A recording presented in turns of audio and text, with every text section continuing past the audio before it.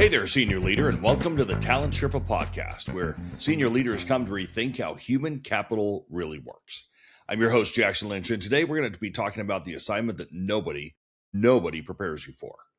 You're brought in to support the executive team, to optimize it, to help it perform at the level the business really needs. And then you sit in the room long enough to see it clearly. The team itself is the problem, not one person, the entire dynamic. The way decisions don't get made, commitments that evaporate after the meeting ends, and accountability. It dissolves at the top before it ever reaches the next layer down. You can see it. You can name it. The question is, what do you do with that clarity?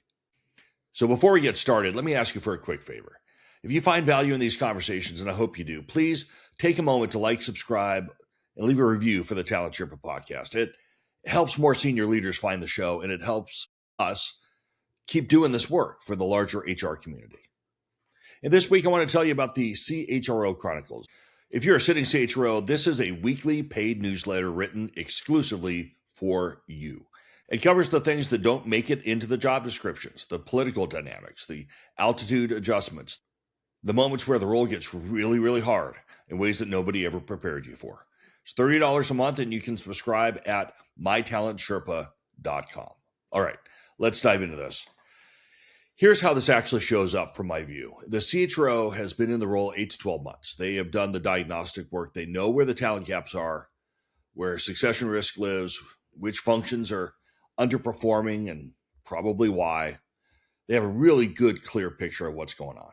And part of that picture is harder to name. 2 members of the leadership team don't align in meetings and actively undercut each other once they get outside the room. The CEO is consistently leaving the senior team conversations with a different takeaway than everyone else in the room. Nobody corrects it. A business unit head has been managing up effectively for years, while the performance numbers underneath them tell a completely different story. Now, none of this shows up in a succession tool or a 9-box or a talent scorecard. But it is the most material risk in the talent system because it is sitting at the very top of the house. The CHRO sees it, they can articulate it, and they're sitting on it. What normally happens next is one of 2 things. The CHRO manages around the dysfunction by rounding decisions differently, absorbing that friction that the team should be resolving itself, filling the gaps that the leadership team dynamic keeps creating. Or alternatively, they wait. They wait for the problem to become undeniable enough that somebody else names it first. Now, both of those paths have a cost, and the organization today is already paying it. So I think there are 2 traps here, and the hard thing is they pull in completely opposite directions. The first trap is speaking without the right frame. The CHRO sees the misalignment and they name it. Maybe in a leadership meeting, maybe to the wrong person first, maybe with more heat than precision. And it lands as accusation in those cases. And the CHRO becomes part of the dynamic that they were actually trying to describe. Their credibility takes a hit. The CEO gets defensive. The actual problem gets buried under the friction the naming created. This is the trap of having the right observation and the wrong delivery. The observation doesn't survive the delivery. Here's the second trap: staying quiet while the dysfunction compounds. Now, the misalignment continues. It runs through every major decision the leadership team is touching. Budget conversations, resource allocations, strategic planning. The business absorbs the cost in the form of slower decisions, weaker execution, and a leadership team that's quietly stopped trusting each other. Now, the damage compounds one level below, when high performers are watching how the senior team operates and drawing their own conclusions about what kind of organization this really is. Because your best performers are always auditing your culture. What I mean is dysfunction at the top doesn't stay at the top. It teaches itself down. And the CHRO who stays quiet to preserve their standing is watching the organization pay a price that compounds with time. So here's what changes when you shift the frame. The CHRO is the only person in the C-suite whose role requires holding the full picture of how the organization actually runs. The CFO sees the numbers, the COO sees operations, every business unit head sees their little slice. The CHRO is the person whose job it is to see how the talent system functions across all of it, including the team at the top. That is a diagnostic capability. It belongs at the center of the role. When the CHRO brings an observation about the executive team dynamics to the CEO, the framing determines everything. A conversation that names individuals as the problem puts the CEO in a protective position within the first 3 sentences.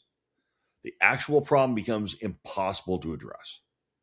But if you bring the same concern framed as a pattern with a cost attached, that conversation opens up. Here's what I'm observing. Here is what it is costing the business. Here's what I think needs to change. That's a diagnostic. It's a diagnostic conversation. The CEO can hear it and they can act on it. That framing puts the CHRO exactly in the role that they were hired to fill. The CEO brought on someone into the CHRO role who can see the talent system clearly and speak about it directly. Most CHROs interpret the talent system as succession pipelines, development programs, and individual contributor performance. But the executive team is also a part of that talent system. I'd argue it's the most consequential part. The CHRO's obligation to clarity does not stop at the door of the C-suite. So, how do you actually bring this conversation to the CEO? Let me give you a few plays. Play number 1. Build the observation before the conversation. So, before you say anything, write down what you're actually seeing. Describe the pattern in observable terms, without the narrative about who is at fault. Something like, in the last 3 leadership team conversations about this initiative, the decision has been deferred. And after each meeting, I have heard different accounts of what was decided from different members of the team. The result is that the team leading this work has no clear direction and the timeline's slipping. It's all verifiable. The CEO can check it against their own experience. It opens up a conversation. And historically, we've talked about having a part of the CEO CHRO one-with-one called watching. This is a great place to introduce that concept. So play number 2 is translating the pattern into a business cost before you walk out the door. Every observation about the executive team dysfunction has a business translation. You got to find it. Decisions that get deferred twice means implementation timelines slip by this many weeks. Misalignment between 2 business unit heads mean the integration carries execution risk that the current plan doesn't account for. The leadership team members who stopped trusting each other, stopped sharing information freely, and that information gap shows up as poor resource allocation decisions. So think about it. When you bring the observation with the cost attached, you are speaking in the language of the room. You are giving the CEO something very specific to act on. Play number 3, you got to take it to the CEO directly and, importantly, privately. This belongs in a one-on-one conversation with the CEO before it ever touches the broader leadership team. That distinction matters more than most CHROs realize. When you surface an observation about the leadership team's dynamics in a group that includes the people involved, you have created a public confrontation.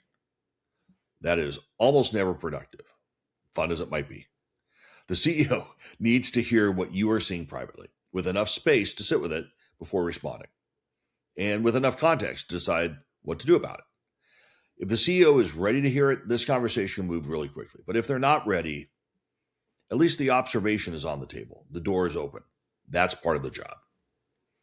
And then play 4, end with a clear ask. One of the most common failures I see is this conversation gets wrapped up without a direction. The CHRO names the pattern, the CEO nods, both people leave without any clarity on what happens next. Before you go into the conversation, you need to decide, what are you asking for? A direct conversation between the CEO and a specific leader, a leadership team process that creates more visible accountability, a third-party facilitation of a specific tension. Whatever it is, just know your ask and then end the conversation there. Now, I'm going to share this honestly. None of this gets easier with experience. The most seasoned CHROs I've worked with still find these conversations really hard. The willingness to have them anyway is what marks the role. And if there's one thing I'd like you to carry out of this episode, is this. The CHRO who stays silent about the executive team dysfunction is making a choice. And the organization pays the compounding cost of that choice. And that's it for today. Thank you for spending some time with me, and I really do appreciate you being a part of this community of senior leaders who want to rethink how human capital really works. Shout out this week to David from Greeley, Colorado. And thank you for listening, whether you're tuning in from Austin, Texas, or Amsterdam in the Netherlands. This community keeps growing, and that is because of you. Now, if you're thinking about how to apply this in your own situation, let me point you to a couple of resources. If role clarity is where you want to start, and it usually is, check out getpropulsion.ai. They have AI teammates that enable your leadership to focus on the work that actually drives business outcomes. And if you're a first-time CHRO or you're prepping to step into the role, I'd love to work with you. I have some availability right now. We have built practical tools to help you make an impact from day one, and you can find everything you need over at mytalentsherpa.com. So until next time, keep raising the bar, keep naming what you see at the top, and keep on climbing.